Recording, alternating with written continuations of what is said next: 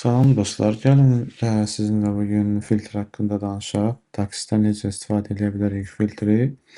Qısaca olaraq bir-iki nümunə üzərindən gedək və gəlin başlayaq. Təsəvvür edin, bizdə product table var və biz product table-unu baxmaq istəyirik, bu formata yaza bilərik. Düzdürmü? Gəlin necə? Mən istəyirəm o produktlar olsun, hansında ki bilirəm ki, brend var və brenddə var fabrikam və bunu əgər bu formada yazsaq, bizə table funksiyası qaytaracaq, table resultı qaytaracaq. Burada gördüyünüz kimi fabrik brend fabrikamdır və əgər biz bunu bu formada yazsaq, bir də filtr etsək və desək ki, product color'ımız olsun, deyəlim red. Bunu bu formada yazsaq, sözsüz ki, həm fabrika, həm də red qaytarmış olacaq. Bu bizdə bir use case'dir. Buna deyirəm use case 1.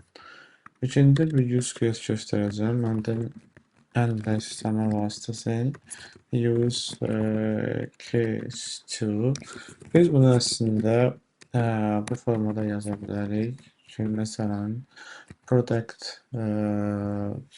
brand olsun fabrikam yenidən və product color olsun red, düzdürmü?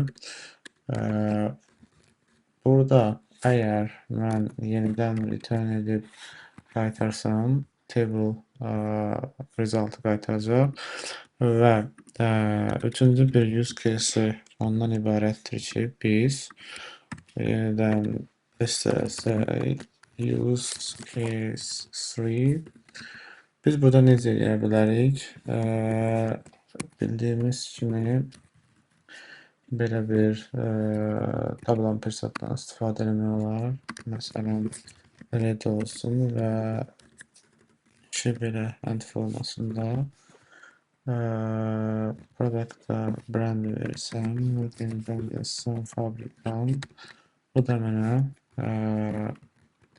use case 3-ni qaytaracaq və burada da hər üç halda biz eyni resultı test edirik və əgər gəlin bunu belə biz yoxlayaq, bunu belə biz yaza bilirikmi? Desəm ki, mən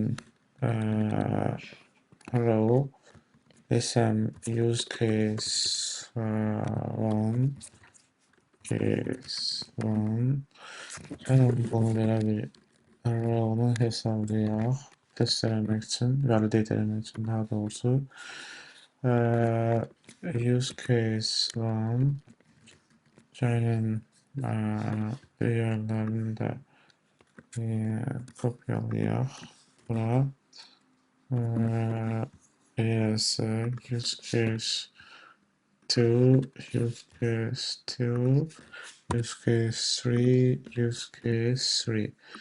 Əgər biz bunu test eləsək belə, görürsünüz, hər üç halda bizə cavab olaraq 12-ni qaytarmış oldu və burada biz başqa nəyə göstərə bilərik? Bu formada olacaq. Sözsüz ki, biz burada fərqli gəlin başqa bir use case-ə də baxaq. Məsələn, deyirəm ki, tamam, filtri əvəz edə biləcək başqa bir nüansa baxaq. Deyək ki, bizdə var, biz hesablama eləməsi, məsələn, nə qədər red, məsələn, qırmızı produkt var. Yazaram number of red products, elə deyil. Bunu ya bu formada yaza bilərəm. Deyərəm ki, əgər mənim product color qırmızı dedikdə biz tamam qırmızıdırsa, o zaman 1, əks halda 0 və bunun dəyəri də sözsüz ki, bizə skalyar dəyər gətirəcək. Ona görə skalyar olanda biz curly bracket, yəni bu formada mötərizə yazırıq. Əgər bunu biz run eləsək, 99 göstərir. Tamam. Bu arada bu sadəcə SQL query'sinə oxşayır. Case when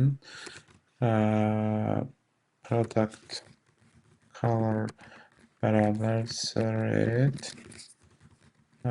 o zaman run else 0 and buradan da sum versək əgər bu buna oxşayır.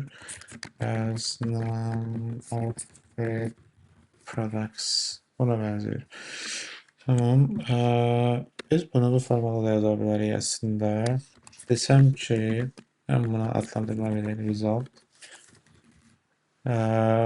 Deyərəm ki, mən product olsun yenidən. Belə deyil, product color olsun.